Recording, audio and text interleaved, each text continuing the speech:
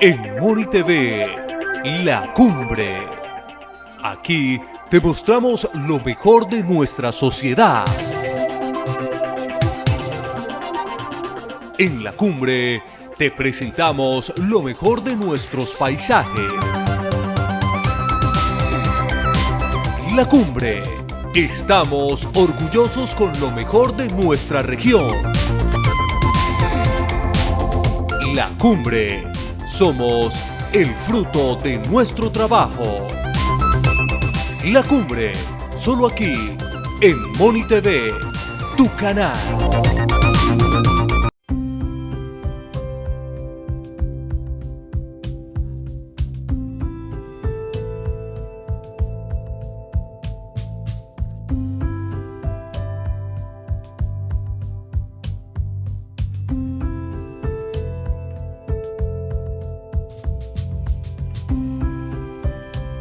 Iniciamos un nuevo programa de Diálogo La Cumbre Televisión, el programa 164, Muy bien. que viene emitiéndose por los canales locales de televisión, por Moni TV, Moniquirá, por TVO Más de Barbosa, por Acotevel de Vélez, por Data Connection, que llega hasta Oiva, El Socorro, los pueblos de la provincia de Ricaurte, en Boyacá, y de Vélez en Santander. Bueno, se dice que si la montaña no viene a uno, uno tiene que ir a la montaña. Mahoma. Y efectivamente, pues muchos moniquireños, familias moniquireñas, claro, se podría hablar de migración, de buscar otros horizontes que salen para diversos lugares nacionales y hasta internacionales. Y a veces, bueno, no regresan tan pronto al pueblo de sus ancestros. Precisamente aquí nos encontramos hoy en Bogotá con Eduardo Sáenz Gómez, de familia moniquireña. Tenemos entendido, bueno, a pesar de que no nació en Moniquirá, pero sus ancestros son totalmente moniquireños. Así es. Con Eduardo le damos la bienvenida a Diálogo La Cumbre Televisión.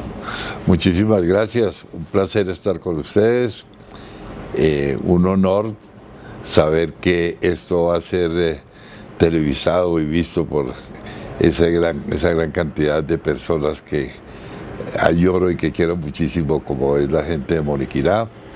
El tiempo pasó hace mucho tiempo por el cual estuve viviendo en ese municipio maravilloso, donde tuve grandes lecciones en mi vida, donde aprendí muchísimas cosas y donde saqué el ejemplo de ser tenaz en el trabajo, honesto con la vida y siempre adelante y nunca hacer un paso atrás. No, por el contrario, le agradecemos su participación en este programa. Eduardo, una primera inquietud o pregunta sería, bueno, ¿nos podría comentar sobre los ancestros, digamos, de la familia Sáenz Gómez allí, ¿no? Porque para recordarle a nuestras presentes generaciones de que hay familias que han también dejado huellas en el pueblo. Correcto. Mi bisabuelo, de apellido Sáenz, fue la primera persona que llegó a Moniquirá. Se casó allí con una moniquireña de apellido Pinzón. Nació mi abuelo Miguel Sáenz Pinzón, quien se casó al mismo tiempo con una señora de Moniquirá de apellido Rodríguez, y nació mi padre Miguel Sáenz Rodríguez. De modo que ellos siempre siempre vivieron y nacieron en Moniquirá. En la finca Monsalve nació mi padre. En la finca La Tebaida nació mi hermano Miguel Sáenz Gómez. También se vivía en unas grandes fincas que se llamaban La Vanguardia, que se llamaba La Tebaida, y una gran cantidad de haciendas de la época, que como en esa época no había minifundio sino latifundio, tuvimos ese honor que nos dio la vida de haber tenido unas propiedades muy importantes en manos de mis ancestros que no heredamos allá a la tercera o cuarta generación, sino ya se quedaron en manos de muchísimas personas que hoy en día las siguen disfrutando allá en Moniquirá. Bueno, esas dos fincas principales, la Vanguardia y la Tebaida, en esas épocas, ¿a qué las dedicaban? ¿No? ¿A cultivos, a ganadería? ¿Qué productos se producían allí? La Vanguardia y la Tebaida producían miel y en la Vanguardia se alcanzó a sacar hasta azúcar antes que el Valle del Cauca, entre otras cosas. Y se sacó un muestreo de azúcar allá por mi abuelo, que era muy emprendedor y le gustaba la industria como tal. Ellos dedicaron también la ganadería. La Tebaida era una finca que producía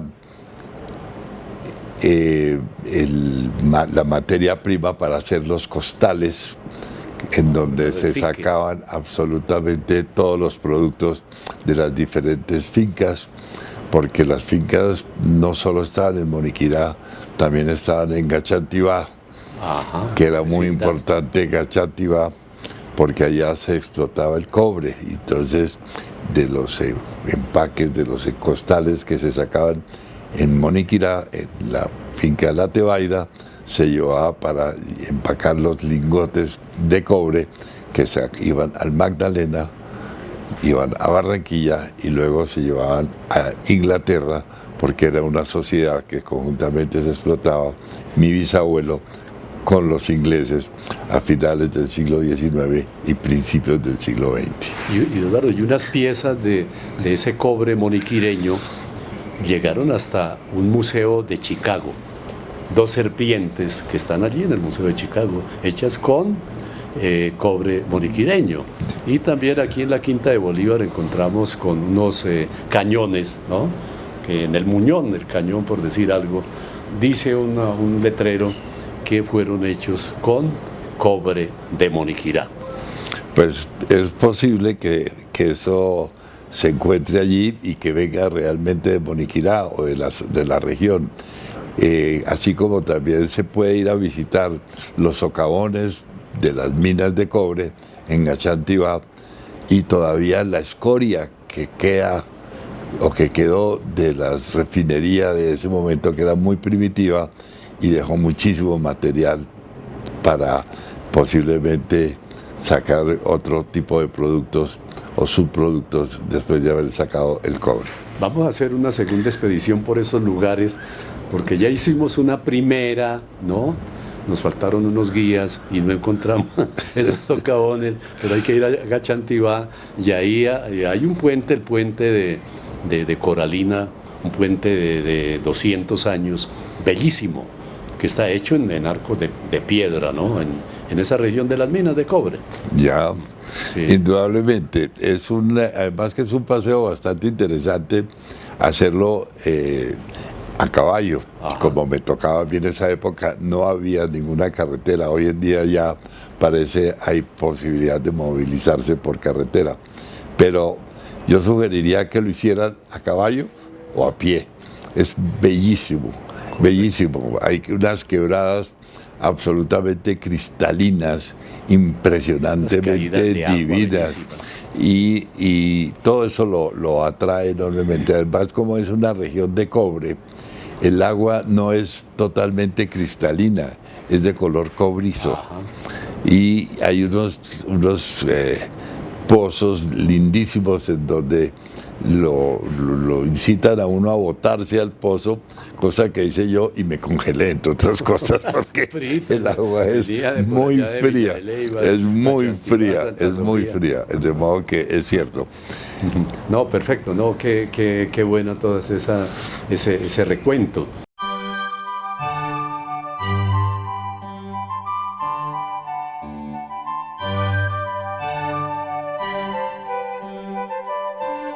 Eduardo, ¿Alcanzó a estudiar en Moniquirá la primaria o la hizo en Bogotá? No, yo viví toda mi vida, yo nací acá en Bogotá. Mi padre, por cuestiones políticas de inseguridad para la familia en esa época, tuvo que radicarse en Bogotá, dejar sus propiedades en Moniquirá, en Chiquinquirá, en Copper, y con su familia se refugió acá y nos educó acá en Bogotá. Y cuando la cosa fue un poco más apretada, nos obligó él a que saliéramos del país y nos llevó a la ciudad de Nueva York a estudiar colegio con mis hermanas y mis hermanos. Así. High school. Eso es. Y bueno, y luego Eduardo también continúa con una escolaridad a la universidad, ¿no? ¿En qué áreas? La universidad que yo hice, perdón, la estudié en París. Yo no pisé la Universidad Colombiana, terminé mis estudios en Bogotá, mis estudios de bachillerato, y me fui inmediatamente a Francia a estudiar universidad. Inicié en la Escuela de París de Medicina, total fracaso. Después de un año dejé ese estudio y me dediqué inmediatamente a hacer estudios económicos y políticos en uno de los centros más importantes de esa época en París. No terminé los estudios por una razón muy sencilla. Me vine a Colombia a unas vacaciones, ya habiendo dejado un poco la tesis preparada para graduarme, y tuve un accidente de carro y me fue imposible movilizarme porque no me dejaban salir del país durante más de un año. Y ya entonces cogí las riendas de las fincas. Mis hermanos estaban en Estados Unidos, mis hermanas estaban saliendo ya del colegio, y entonces resolví ponerme al frente de una cantidad de propiedades que eran de la familia. Sí, bueno, volvemos a Moniquirá para que nos hablara de las tías Julia y Paulina, muy conocidas allí en el pueblo. Sí, eran 6 hermanos, 6 hermanas, 6 mujeres y un hombre, la familia de mi padre. De las mujeres, las más sobresalientes y que se dedicaron completamente a vivir en Colombia, porque las demás se quedaron a vivir en los Estados Unidos, eran Julia y Paulina. Ellas, de una gran devoción, de una gran santidad, ellas son santas hoy en día, sin lugar a duda. Se dedicaron a hacerle el bien a la gente, se dedicaron en su vida a cosas maravillosas de ayuda permanente a la gente, a los menos favorecidos, a los que necesitaban que en Bogotá les dieran el apoyo, también se lo daban, y siempre fueron toda su vida muy generosas, muy generosas. Igualmente mi padre, como había una gran cantidad de terreno, y ese terreno que era de la familia, que era de mi bisabuelo, de mi abuelo, luego de mi padre y sus hermanas, tenían una gran cantidad de arrendatarios en las fincas. Era prácticamente un electorado propio el que manejaba mi familia en esa época, y eran más de 150 familias que vivían en las diferentes fincas, y 150 familias que viven en el campo tienen necesidades de salud, bien sea por preñez, por partos, por enfermedades, por accidentes de trabajo, etcétera. Y todo eso se concentraba en la finca La Vanguardia, en donde había una casa absolutamente gigantesca, con más casas alrededor donde vivían también trabajadores, donde también había un día a la semana que se llevaba a cabo un mercado de todos los productos que se fabricaban, se producían alrededor, casi tan importante como el de Moniquirá.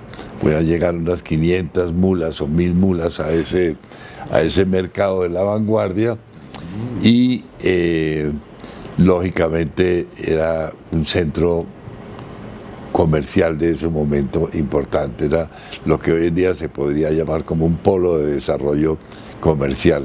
Esa era la vanguardia de esa época. No había ninguna vía de comunicación, se hacía Caminos reales. caminos reales desde Moniquirá, se gastaba más o menos 1 hora y media en llegar allá. Cuando había invierno los caminos eran terribles, cuando había verano era maravilloso hacerlas, y asimismo se llevó a cabo la vida de esas fincas. Entonces yo quería referirme a que como había tanta gente y necesitaba la atención médica, mi bisabuelo, Anastasio, quiso centralizar toda esta cuestión en Moniquirá y creó un puesto de salud en Moniquirá. Ajá. Ese puesto de salud que hoy en día existe y que se llama el Hospital de Moniquirá, El hospital de Moniquirá. Dio Fue- origen al hospital de Moniquirá. dio origen al Hospital de Moniquirá y fue el centro donde se centralizó toda la operación de sanidad de todas las fincas y se aprovechó también para otras personas, porque en esa época no había ningún tipo de centro de salud en Moniquirá y fue aprovechado como tal. Mi tía Julia y mi tía Paulina, que estudiaban en el Colegio del Sagrado Corazón en Bogotá, que quedaba en la zona de San Fasón, donde quedaba, al lado quedaba el terminal de ferrocarril, La 19, ¿no? en la carrera, casi la 16, 14. Carrera calle 19. Sí. Y De Bogotá. en Bogotá, ahí estaba San Fasón. Tanto el Colegio del Sagrado Corazón como las monjitas de la Presentación eran unas monjas que venían directamente de Francia. Es más, en el colegio mis tías Un pan. hablaban francés correctamente, escribían francés correctamente y no existía el inglés para ellos, era el francés. Ajá. Entonces, había una relación muy grande entre el Colegio de la Presentación y el Colegio del Sagrado Corazón. Y llevo a colación esto porque las monjitas de la Presentación se convirtieron en las monjitas enfermeras de Colombia. Inclusive crearon Muy eficiente. un hospital que todavía existe en Bogotá, que se llama la Clínica Palermo, Ajá. y daban asistencia a Marley, a la mayor parte de las clínicas que había en Bogotá y en Colombia. Y mi tía Julia, viendo que esto sucedía en la Presentación, le sugirió a la Madre Superiora de la Presentación que por qué no le daba unas hermanitas para llevarlo al Centro de Salud de Moniquirá. Y fue así como se llevó a origen el Hospital de Moniquirá, manejado por las monjitas de la Regentado por- Presentación, Sí. que fueron llevadas por mi tía Julia y construyeron allá una capilla Sí, la muy capilla. linda, porque mi tía era devota, mis dos tías muy devotas, muy católicas, hasta 2 misas y 3 hacían diariamente ya en sus últimos días de vida. De modo que ahí nace, a mi manera de ver, Sí. el Hospital de Moniquirá. Luego la nombran a ella, a la tía Julia, síndico o síndica del Hospital de Moniquirá, y ella manejó con una gran generosidad también de su parte las finanzas del hospital y se logró llevar muchísimos elementos importantes para el desarrollo del cuidado y de la salud de la gente que iba a ese centro, que ya hoy en día ya es un hospital y en ese momento se convirtió ya en un hospital. Ese hospital continúa, seguramente. Sí. Sacan las monjitas de Moniquirá. Y del mismo colegio, que también en el colegio de la Presentación. Había la Presentación, las sacan de Moniquirá, no las quieren más en Moniquirá. Se regresan las monjitas a Bogotá, a su convento de San Fasón, y una madre que era la madre Indalecia, que era la que manejaba ese hospital en Moniquirá, ya muchos años después, llama a mi tía Julia y le dice: Julita, cuando fuimos a Moniquirá, llevamos a la imagen del Niño Jesús de Praga para que todo el mundo se convirtiera en devoto de él. Pero como no sacaron de allá, yo no quise dejar a Praguita en el hospital y me lo traje acá para Bogotá y me estoy muriendo. Quiero dejárselo en sus manos para que cuide a Praguita. Entonces mi tía recibe Praguita, la monjita, la madre Indarecia muere. Luego mi tía Julia, muchísimos años después, muere. Mi hermano Miguel, no muy devoto de la religión, le dice a mi madre: yo no quiero nada de eso. Y mi madre, Cecilia Gómez, una señora maravillosa, que era la esposa de mi padre, lógicamente, me llama a mí y me dice: que tú quieres a Praguita. Y le dije: que si quiero a Praguita, mándelo para acá. Y me dieron a Praguita. Ajá. Entonces, hoy en día tengo esa imagen de esa época de Moniquirá en mi casa, y como agradecimiento a todos los favores y a todos los milagros que nos ha hecho Praguita, hice un parque industrial en la zona industrial de Cota y lo puse Praguita. Entonces el parque industrial nuestro se llama Praguita, pero nadie sabe por qué es Praguita. ¿Dónde, cómo? ¿Sí?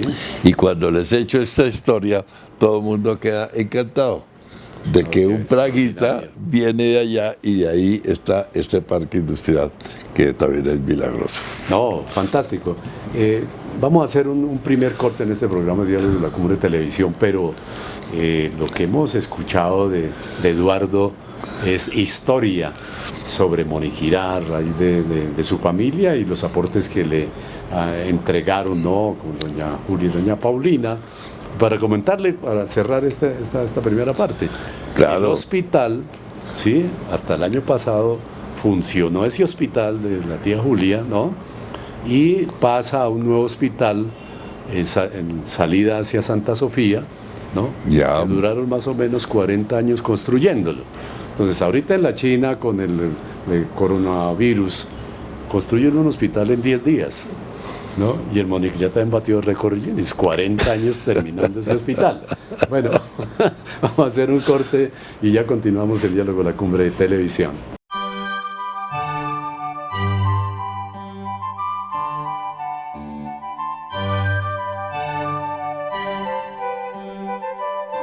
Continuamos en Diálogo La Cumbre Televisión, en este programa con Eduardo Sáenz Gómez, que nos ha adelantado una serie de hechos, de acontecimientos, no solamente de la vida familiar, sino de la vida social, política, cultural de Moniquirá, por aquellas épocas del 30, 40, 50 del siglo pasado. Y que fueron momentos, de todas maneras, algo complejos en términos de la violencia que se generó, la violencia partidista, no solamente en Moniquirá, en la provincia, sino en todo el país, ¿no? Liberales, conservadores en unos lugares, conservadores, liberales en otros, ¿no? Habían desplazamientos, habían movimientos de las familias, así como les tocó a la familia Sáenz Gómez desplazarse a Bogotá, pues, para salvaguardar su identidad. En ese sentido, pues también hemos invitado al historiador Ricardo Mota Vargas, de familia moniquireña, para que nos haga un complemento de esa trascendencia política partidista de la década de pronto del 40 al 50, Ricardo. Muchas gracias, Juvenal.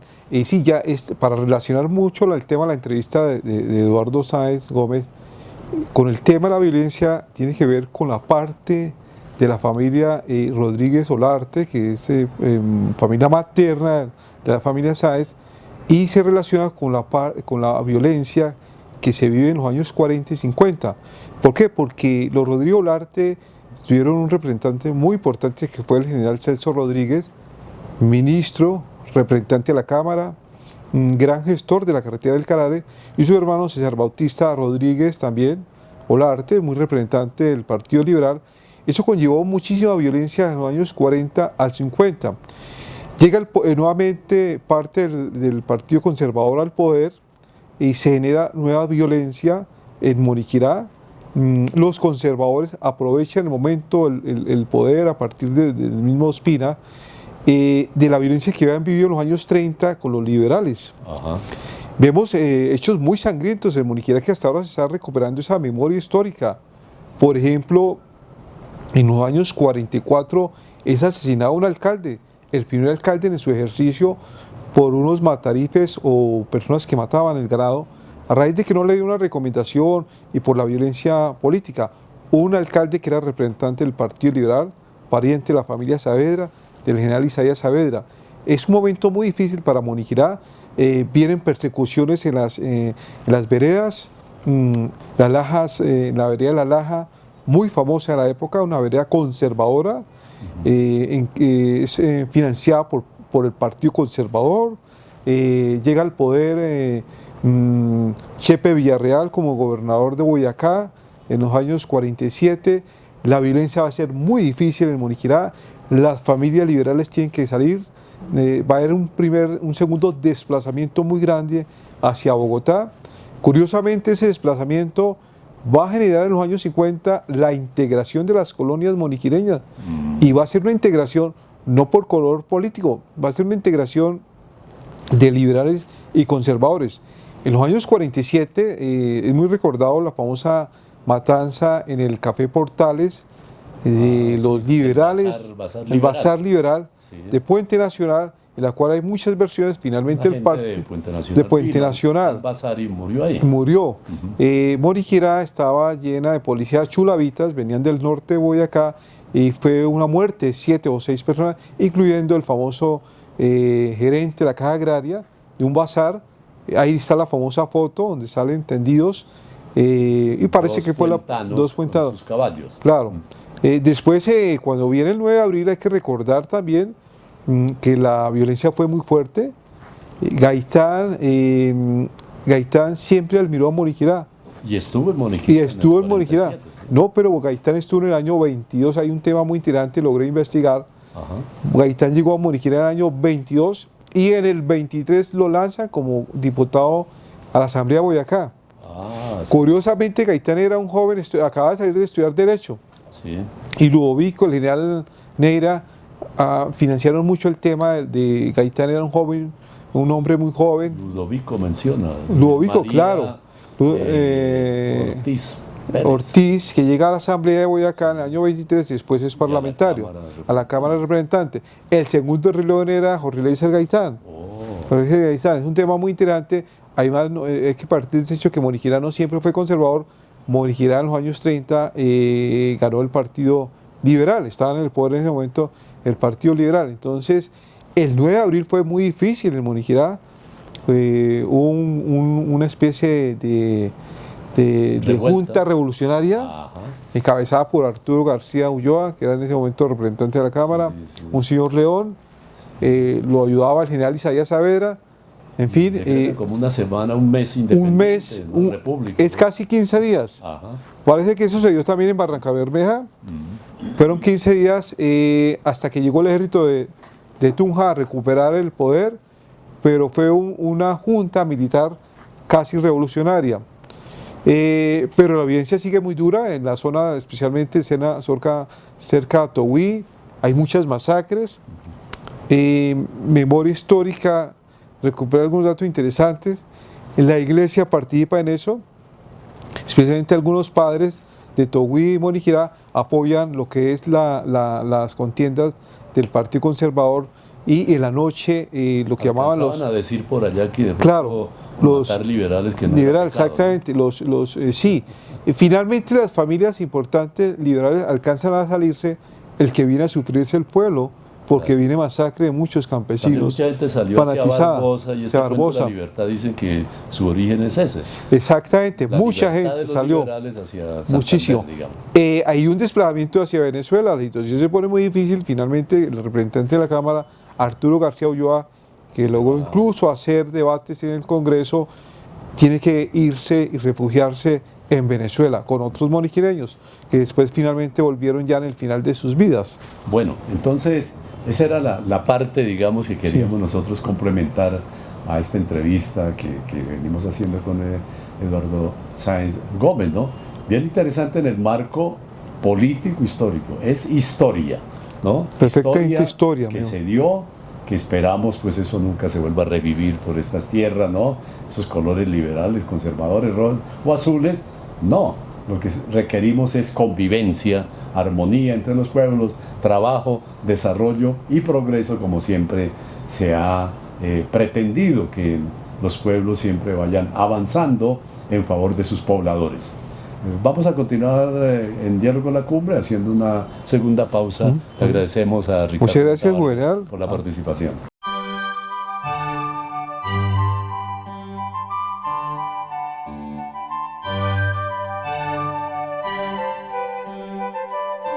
Continuamos en Diálogo con la Cumbre Televisión, en este programa, en esta entrevista con Eduardo Sáenz Gómez. Bueno, nos ha contado tantas cosas muy importantes, destacadas, pero Eduardo también irrumpió algo en la política. Sabemos que, por ejemplo, fue concejal de Moniquirá. Así es. En varias oportunidades estuve en el Consejo de Moniquirá, lo presidí algunas veces. Estuve muy activo en la parte del Consejo Municipal, le colaboré a alcaldes allá. Siempre estuve muy vinculado a Moniquirá, no solo desde el punto del sector privado, sino también del sector público. Nunca quise ser alcalde, nunca quise ser otra cosa distinta a servirle a la gente desde el Consejo Municipal.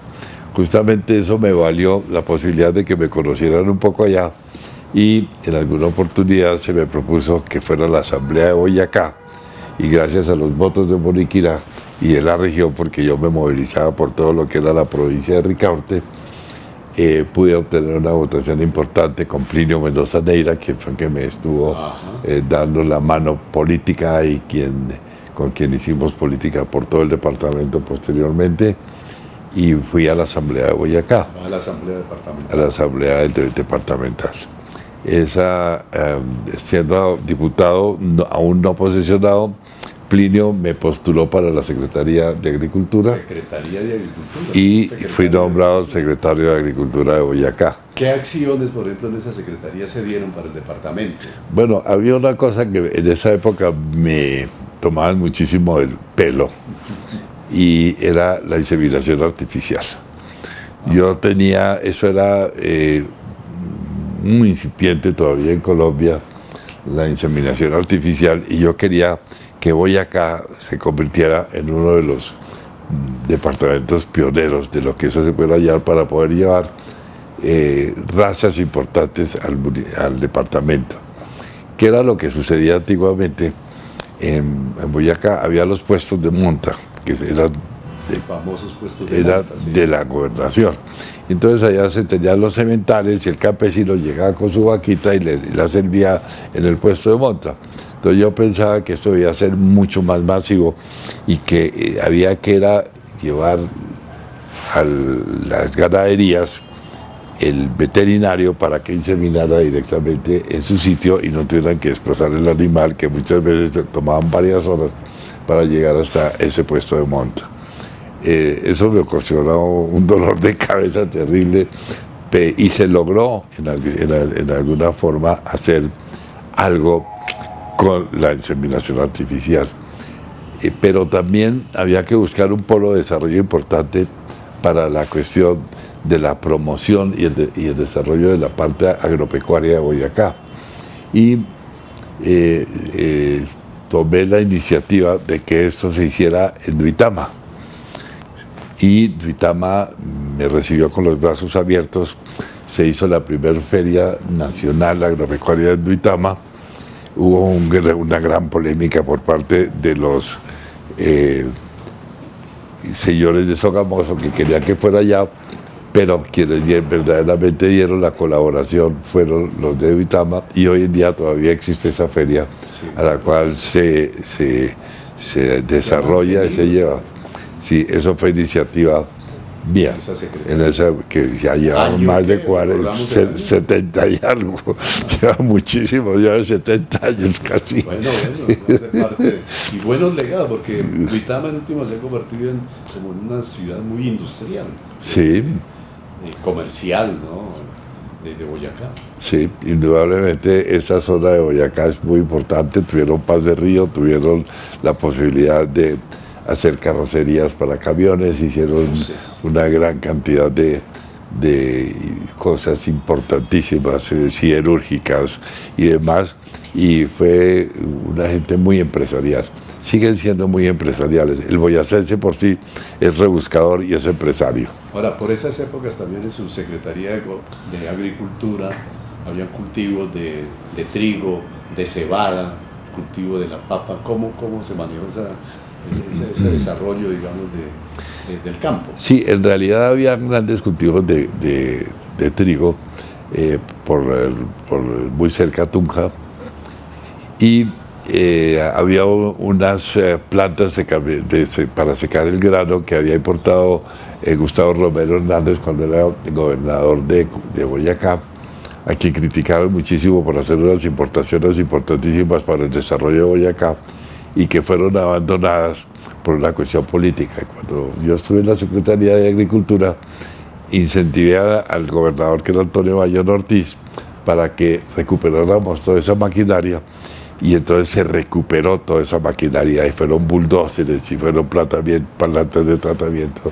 de secado de cereales y demás, y se estableció una de esas secadoras de grano en uno de los municipios muy cercanos a Boyacá. Pero lo más interesante en esa época es que Boyacá era mucho más grande de lo que es hoy en día.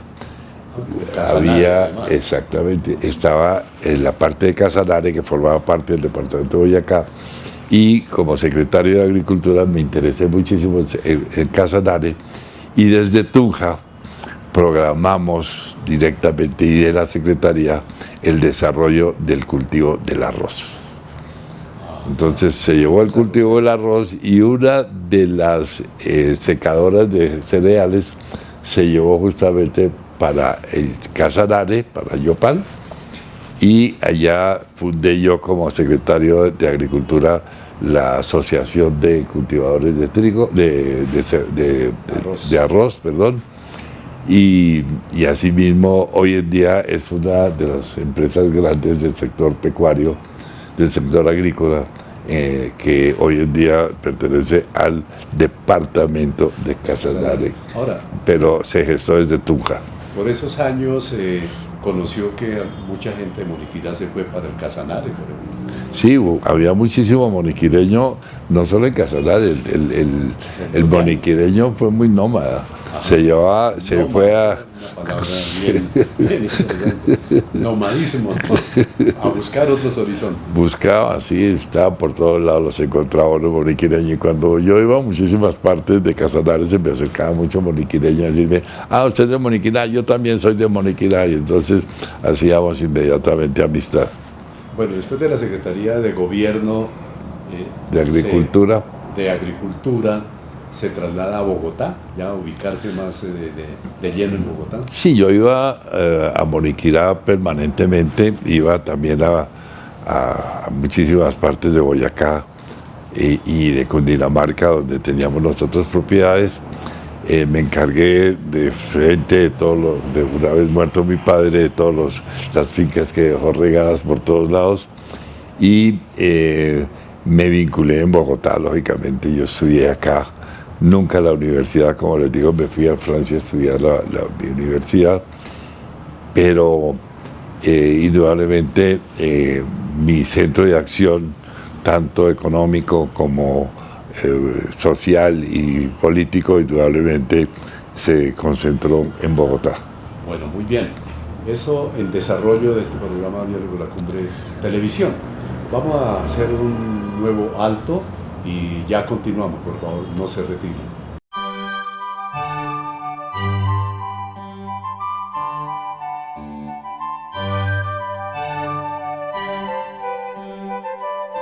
Continuamos en Diálogo de la Cumbre Televisión. Bueno, ya esto se viene convirtiendo en una historia de vida de Eduardo Sáenz Gómez. Además, con toda su experiencia, nos ha relatado momentos históricos de Moniquirá muy importantes. Ya estando ubicado en Bogotá, en algún momento con su gran amigo Jaime Castro, Sí, el moniquireño, que así fue es. ya conocido por estas regiones, esa amistad que ha permanecido siempre. A Jaime Castro lo nombran embajador en Italia. Es correcto, Alfonso López Miquelsen. Alfonso López Miquel. Jaime Castro fue muy seguidor de Alfonso López Miquel. Toda la vida fue la mano derecha de Alfonso López Miquelsen. Cuando conformaron el MRL. Y posterior en la presidencia, él se convirtió en... Alfonso López Miquelsen decía de Jaime Castro que gracias a él podía estar tranquilo como presidente. Cualquier asesor. cosa que él necesitaba le consultaba a Jaime, que Jaime decía así, él procedía. Ajá, no, eso es un gran asesor y un gran entendido, digamos, de la política nacional para hacerle esa consejería a Alfonso López Miquelsen. No, y ya ha dejado muchísima huella Jaime a nivel parlamentario, a nivel ministerial, y la alcaldía. ha tenido tal vez uno de las medallas más grandes de su carrera política, que fue haber sacado adelante a Bogotá de la pobreza y de la corrupción en que estaba viviendo. Eso es. Bueno, entonces en la época de Alfonso López Miquelsen nombran a Jaime Castro como embajador en Italia, porque Así además es. él había estudiado también en Italia, ¿no? Sí, en Francia. En Francia y también en Roma. Sí, bueno, sí, Bueno, eres muy francófilo.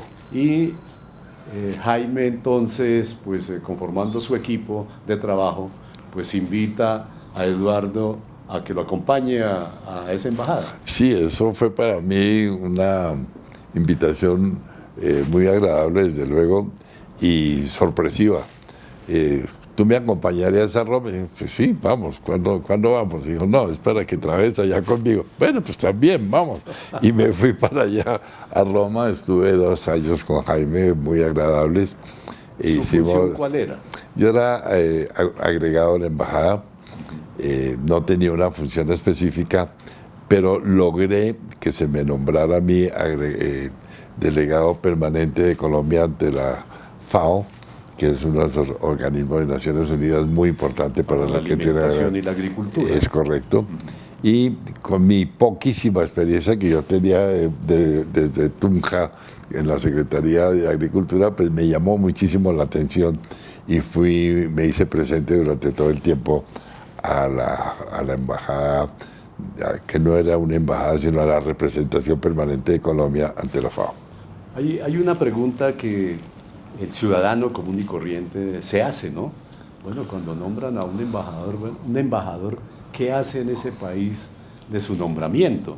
En ese caso, Jaime Castro con su asesoría, ¿no? ¿A qué se dedicaron allí en Roma?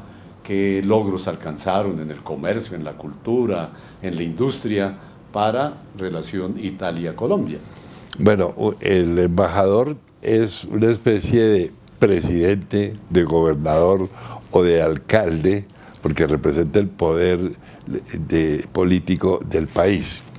Es el representante directo del gobierno colombiano ante el país donde es nombrado como embajador. Ajá. Él tiene una función meramente de relaciones públicas entre los diferentes ministerios del país a donde va, de cuál es la situación política, de informar permanentemente los avances o los ensayos que se están haciendo en la política de ese país y desde luego de Europa, porque Europa está muy unida con todo lo que sucede en un país para que el otro país que le está al lado le copie o le dé más, le retroalimente cualquier situación a la cual se le pueda presentar el día de mañana.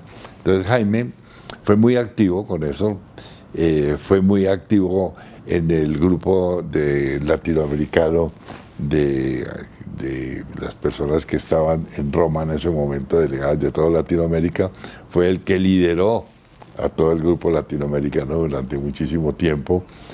Manejó unas relaciones excesivamente buenas con Amintore Fanfani, que era el presidente del Senado permanentemente.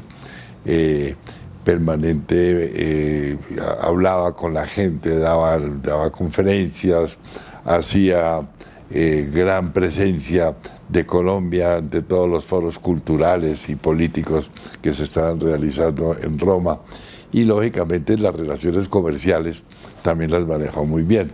Había una oficina que manejaba las relaciones comerciales que posteriormente fue cerrada, lamentablemente, y que él la retroalimentaba con toda la experiencia que tenía como embajador. Pero ya era una función mucho más específica en lo que tendría que ver con las relaciones comerciales con Colombia. ¿Duraron cuántos años allí como Fueron varios años. Pública? Fueron varios años. Él se retiró muy rápidamente, dejándome a mí allá en la embajada, porque se vino aquí a hacer política y bueno, pasó todo lo que le pasó cuando una vez regresó de Italia. Sí, ahora, ¿usted tuvo también relación con Alberto Zalamea? Alberto Zalamea Borda era un periodista importantísimo de Colombia en la FAO. Era una persona que fue exilada, se fue de exilio a Italia con su familia por motivos puramente políticos. Era un poco la izquierda, era algo que le estaban acusando a él de una gran cosa. Y yo tuve la oportunidad de conocerlo cuando estuve en la FAO. Colombia no tenía un representante diplomático permanente ante la FAO. Era simplemente accidental que un funcionario que trabajara en la embajada era quien iba a representar a Colombia ante ese organismo de las Naciones Unidas.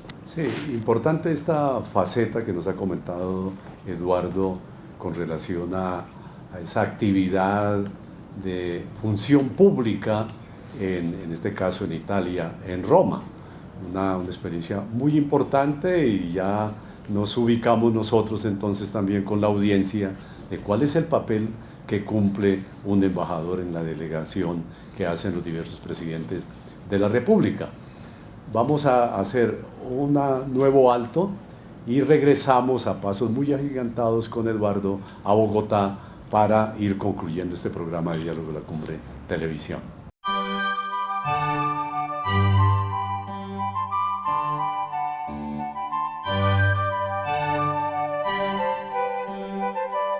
Y regresamos a este programa de Diálogo de la Cumbre Televisión.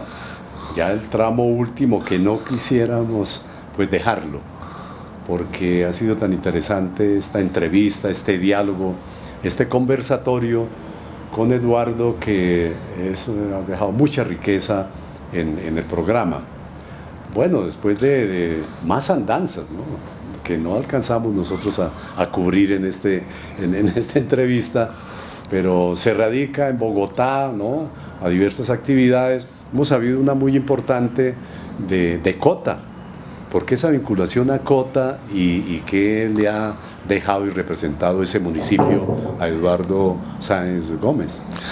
Bueno, esa herencia campesina de ser terrateniente, de tener vacas, de tener caballos, fue heredada desde Moniquirá. Y cuando yo me vine acá, pues como que me hacía falta la tierra. Entonces compré una tierra cerca a Bogotá, en el municipio de Cota. De Cota, ajá. Bogotá normalmente invade muy rápidamente los municipios vecinos. Se ha extendido y la sabana. Y muchísimas veces los invade de una forma totalmente subnormal. Entonces yo me puse a pensar si era necesario prepararse para recibir a Bogotá o dejar que Bogotá hiciera lo que quisiera con Cota. Entonces hice una serie de estudios, de adelantos, de consultas, y se llegó a la conclusión de que no era la vivienda la que se debía llevar a Cota, sino lo que se debía llevar era el trabajo, porque Bogotá estaba creciendo hacia el occidente y era muy importante que la gente encontrara un sitio donde trabajar y que no fuera únicamente Soacha. que era la parte, digamos, industrial. Industrial, sí, hacia el sur. Entonces, creé una zona industrial un poco inspirado en un gran boyacense también, cuyo nombre se me escapa en este momento, que creó una zona industrial en Sogamoso muy interesante, Patiño Rosselli. Patiño. Álvaro Patiño Rosselli. Que una fonda no, el hermano. Hermano Sí, del médico. exactamente, el hermano del médico. Y un poco inspirado en eso que él hacía ya, porque él me llevaba todo el tiempo a conocer eso, y logré sacar adelante la zona industrial de Cota.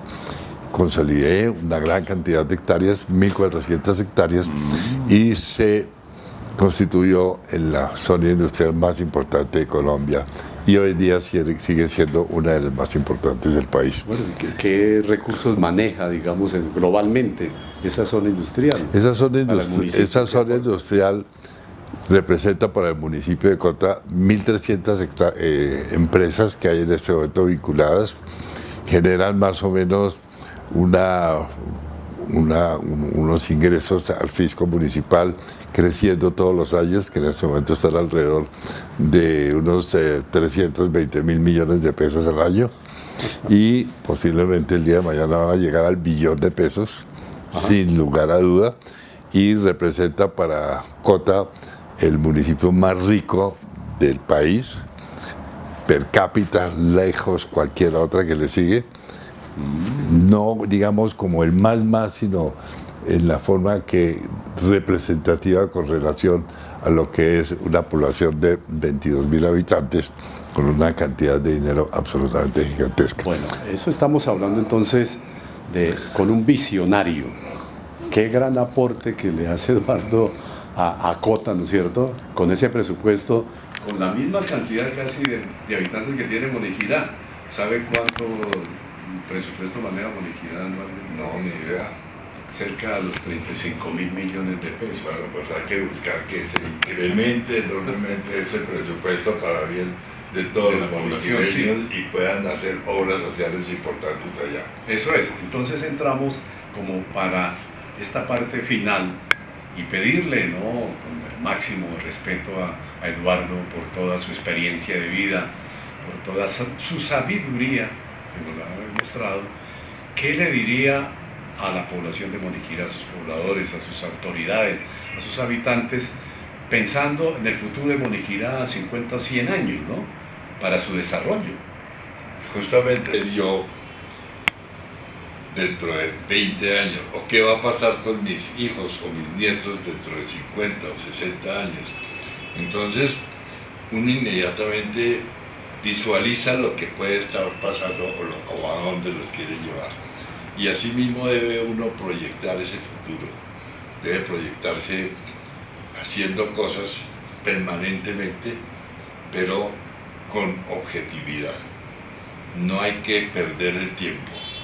No hay que dejar que el tiempo lo acabe a uno, sino más bien que uno utilice ese tiempo de cosas muy positivas, que son el verdadero desarrollo, no solo de la familia, sino también del municipio y de lo que va a haber el día de mañana ya. Moniquirá tiene un potencial enormemente grande que tiene que desarrollar, posiblemente con el turismo, posiblemente con la agroindustria, posiblemente con muchísimas otras cosas que tiene que posicionarse de una forma grande, porque el día de mañana podrá tener 50 o 100.000 habitantes, y de qué van a vivir y cómo van a vivir. Entonces hay que pensar cómo esa gente va a trabajar el día de mañana, quedándose en Moniquirá, y que no tengan que irse a Bogotá, como nos hemos vendido casi todos, porque ya no había nada que hacer, sino que se queden allá mismo y hagan patria chica grande allá. Decía que hoy los municipios tienen los planes de desarrollo por la constitución política, los departamentos y la nación, pero al final también son planes muy de corto plazo. Lo que nos indica y nos señala Eduardo es que hay que pensar a largo plazo, con un horizonte mayor, porque a veces todos somos muy inmediatistas, ¿no? Todos nos miramos hacia el piso en las poblaciones, y no proyectamos el acueducto, no proyectamos la industria, no proyectamos la educación, para quienes vienen, ¿no?, a 50 o 100 años. Pues gran mensaje, le estamos agradeciendo pues muy inmensamente a Eduardo por haber participado en este programa de Diálogos La Cumbre, y con un saludo final para nuestra audiencia, Eduardo. Un abrazo muy grande a todos los moniquireños, a las moniquireñas, los recuerdaré siempre. Bueno, encantado, Eduardo.